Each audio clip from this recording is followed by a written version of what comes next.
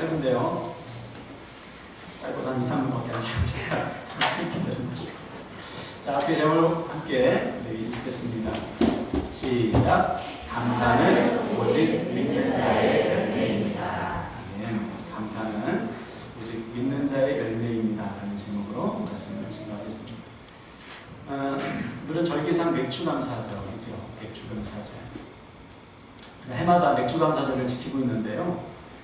맥주절이 되면 감사의 예물도 드리고 방금 전같이 감사의 찬양도 준비해서 드립니다. 여기서 중요한 질문을 좀 드릴게요. 뭐냐면 왜 우리는 맥주감사절을 지켜야 되는가? 어떻게 보면 맥주절은 하나님께서 구약시대에 이스라엘 백성들에게 명령하신 절기잖아요. 근데 왜 그것을 오늘날을 사는 우리가 지켜야 될까? 부활절이라든지 성탄절, 추수감사절, 이것은 공감이 되죠. 주님의 부활, 주님의 오심, 또 1년 동안 나를 돌보신 그 은혜에 감사하는 절기, 충분히 공감이 가고 이해가 되는데, 맥주절은 조금 우리에게 조금 뭐랄까 좀 어색하고 우리가 꼭 지켜야 되나? 좀 이질감이 드는 게 사실이에요.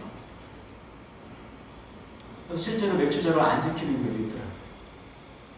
저 같은 경우도 어렸을 때부터 저는 교회에서 거의 자랐다시피 했으니까 당연히 지키는 걸로 알았죠. 묻지도 않고 따지지도 않고 그냥 지켰어요. 그러다 보니까 문제가 뭐냐면 절기가 원래 행사가 돼요. 이 절기가 나에게 주는 의미가 뭔지도 묻지도 않고 알려고 하지도 않고 그냥 7월 첫 주가 되면 맥주절, 우리 한 달 전부터 좀 뭐 좀 준비해보자. 그리고서 준비하고 끝나고 지나고 나면 아무것도 안 해요. 행사로 끝나는 경우가 상당히 많은 것이죠. 그러면 안 되는 거예요. 주님께서 오늘 맥주절을 탁 정해놓고 우리에게 맥주절을 지키라고 하신 분명한 이유가 있습니다. 절기에 주시는 은혜가 따로 있는 거예요.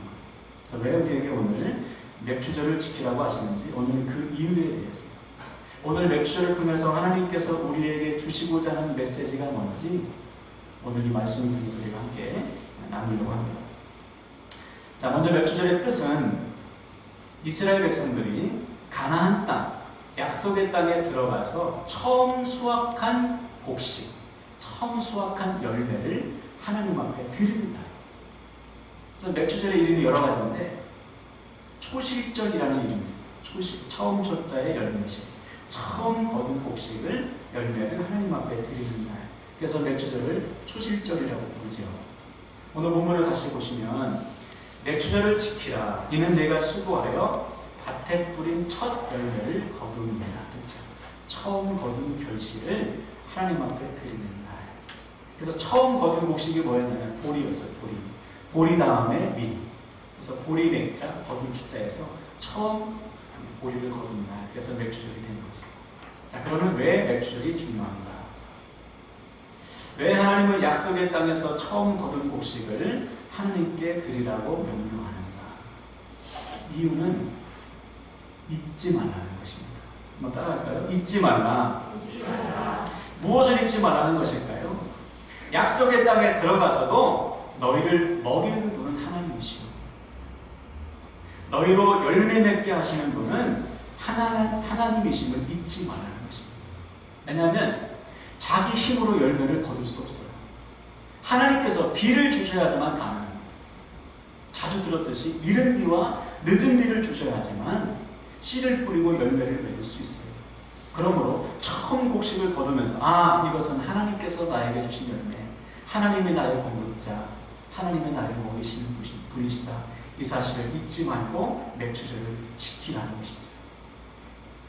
지금도 우리가 맥주절을 지키는 이유가 바로 이겁니다. 하나님이 우리의 공급자예요. 믿으십니까? 우리를 먹이시고 인도하시는 분이 하나님이십니다. 내 힘으로 사는 것이 아니에요.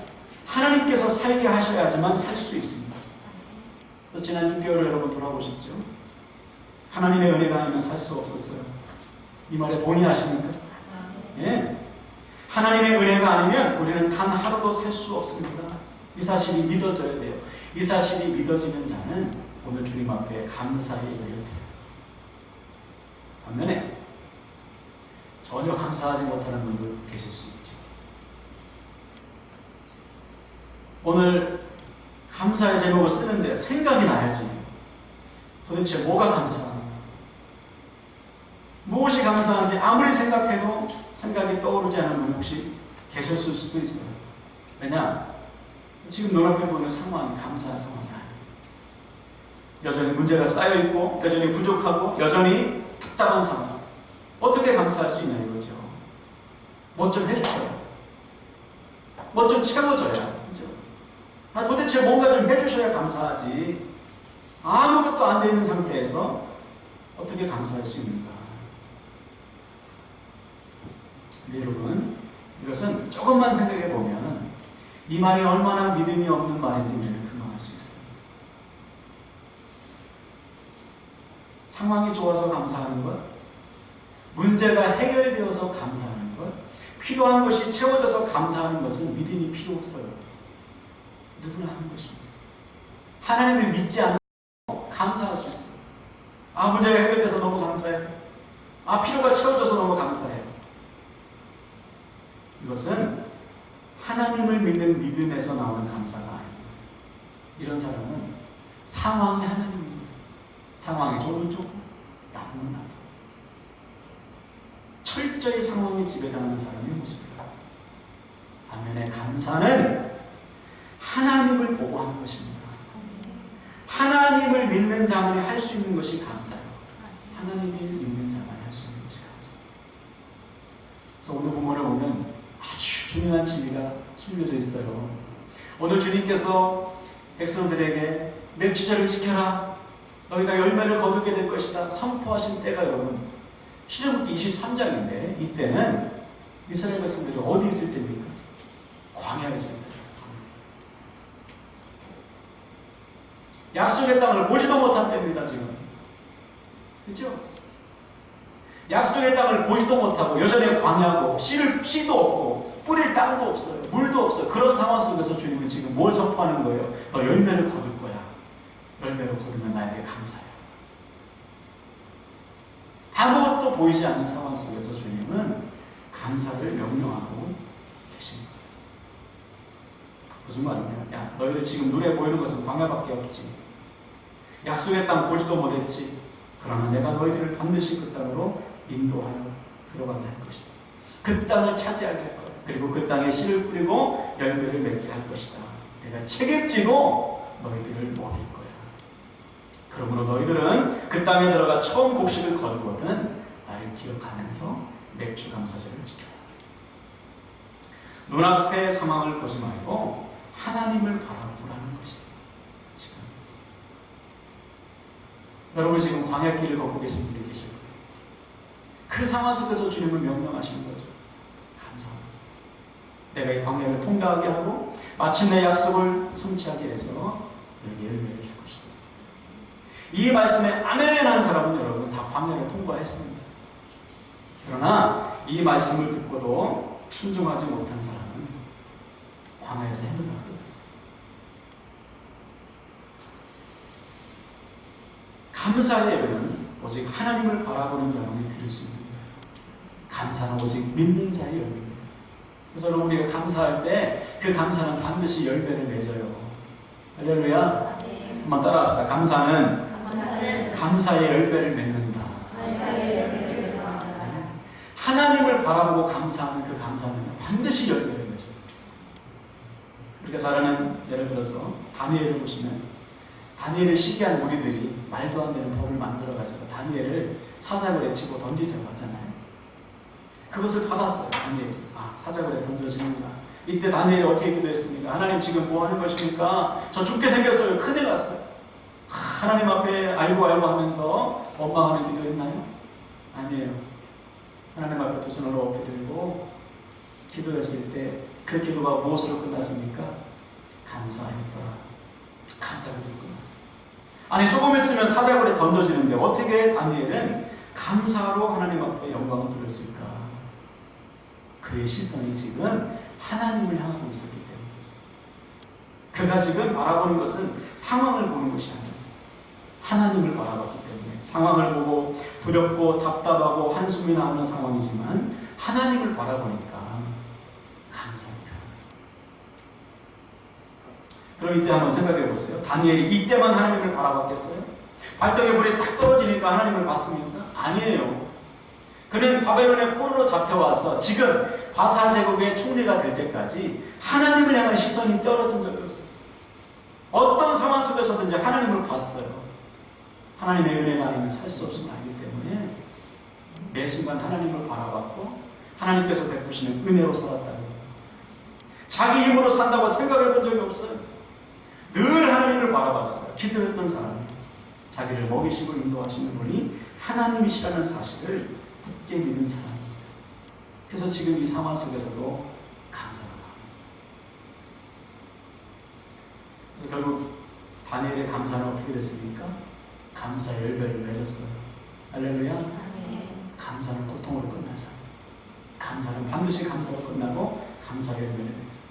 그래서 그날에 다니엘이 사자굴에 던져졌지만 하나님께서 그를 지켜주셨어요. 대신에 다니엘을 모함하는 대적들이 사자에 밥이 됐어요.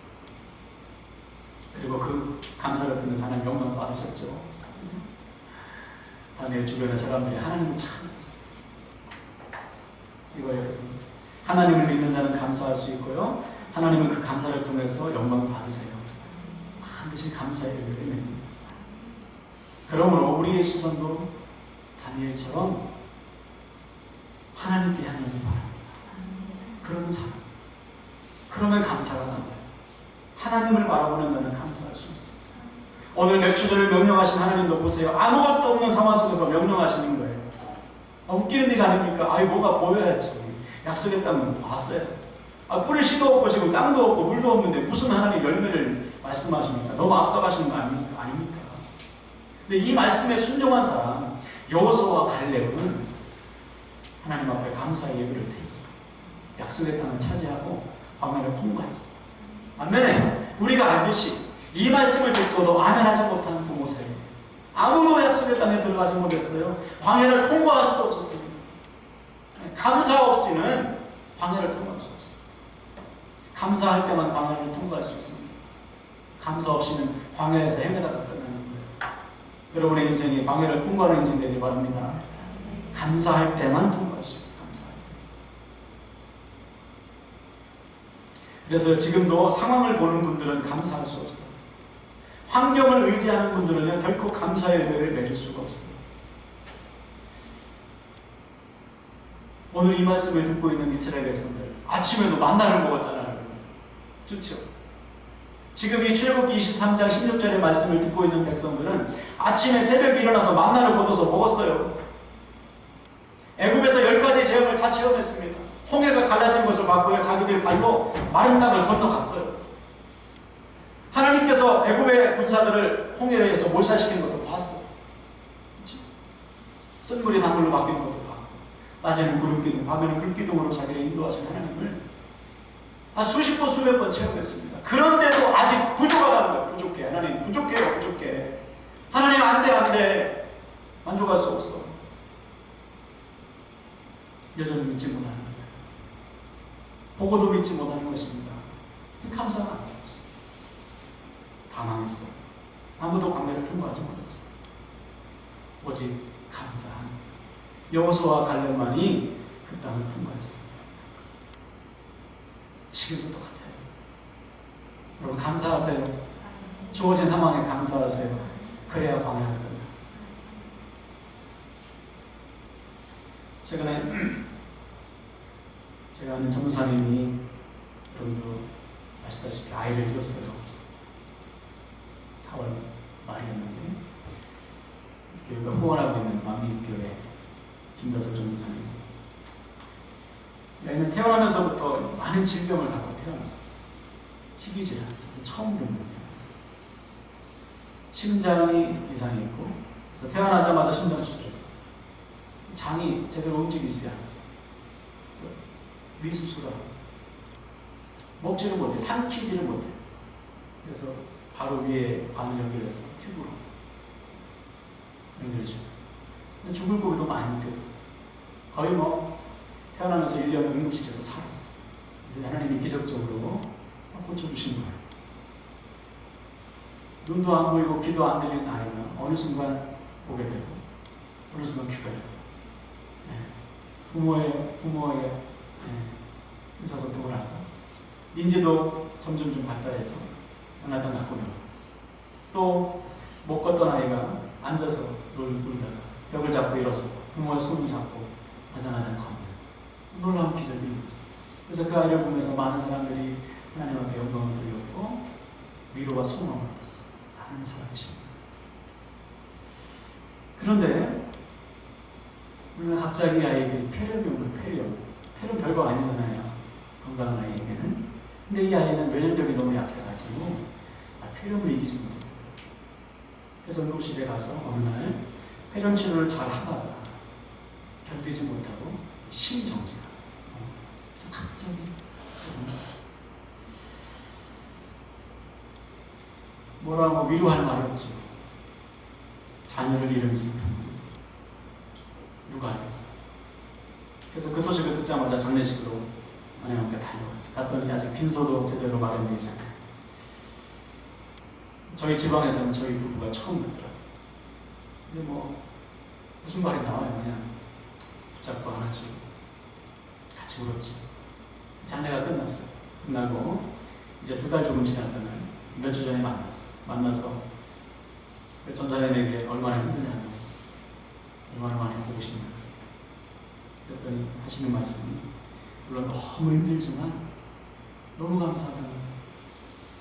도대체 뭐가 감사하냐 그랬더니 첫째, 이 땅에서 매일같이 아파서 병원 신세하던 딸이 이제는 천국에서 아프지 않으니까 감사합니다.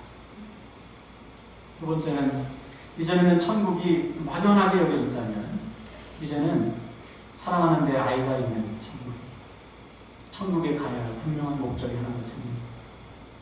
그 말을 들으면서 다시 확인했어. 감사는 믿는 자의 것이다. 감사는 오직 하나님을 바라보는 자의 것이다. 확실하게 깨달았어. 여러분, 오늘 말씀을 통해서 저와 여러분 모두에게 믿음의 감사가 회복되길 축복합니다. 하나님을 진실로 믿는 자만이 감사할 수 있어요. 나를 먹이시는 분이 하나님이시고 나로 열매 맺게 하시는 분이 하나님이심을 믿으면 우리는 모든 상황 속에서 감사할 수 있습니다. 감사할 수 없는 상황 속에서도 감사의 열매를 맺는 거예요. 그때 우리는 광야를 통과할 것입니다. 할렐루야. 약속을 차지하고요 반드시 열매를 맺는. 그래서 이 시간 다시 다 같이 결단했으면 좋겠어요. 오늘 하나님은 열매를 맺을 수 없는 상황 속에서 열매를 맺으라고 명령했어요. 눈에 보이는 것은 광야요. 약속의 땅을 본 적도 없어요. 열매를 맺을 수 없는 상황 속에서 하나님은 열매를 선포하시고 감사를 드리라고 명령하셨어요. 그 말씀을 듣고 순종한 사람은 다 광야를 통과했고 약속의 땅을 차지했고 그 땅에서 처음 난 곡식을 하나님 앞에 드리는 감사의 예배를 드렸습니다. 반면에 눈앞의 상황을 보고 감사하지 못한 사람들, 지금도 자기들을 먹이시고 인도하시고 돌보하신 하나님을 보지 못하고 원망하고 불평한 사람들은요 다 광야에서 나왔어요. 통과하지 못했어요. 그러므로 답은 간단합니다. 지금까지 나를 먹이시고 앞으로도 먹이시고 인도하신 하나님을 바라보는 거예요. 그리고 감사하세요.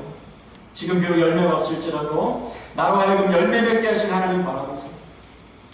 여러분 다 광야 걷고 계시죠? 저도 광야 걷고 있고 우리 가운데 광야를 걷고 있지 않은 사람은 아무도 없어요. 여러분 그 광야 통과하시길 축복합니다. 감사하게 통과할 수 있어요. 믿음으로 감사할 때 통과하고요. 약속의 땅이 지금 보이지 않죠? 그러나 믿음으로 감사하는 자에게는 반드시 약속의 땅이 주어져요. 그 하나님 바라보시고 이번 한 주간부터 더욱 모든 상황 속에서 믿음으로 감사해서 광야를 지나시고 약속을 성취하는 저와 여러분 되시길 바랍니다. 할렐루야. 이 시간에 말씀 붙들고 주님 제가 주님만을 의지하여 감사하고 광야를 지나겠습니다. 주님만을 의지하겠다고 다짐하시면서 찬양할 때 주보의 악보가 있습니다. 보시고 찬양합시다.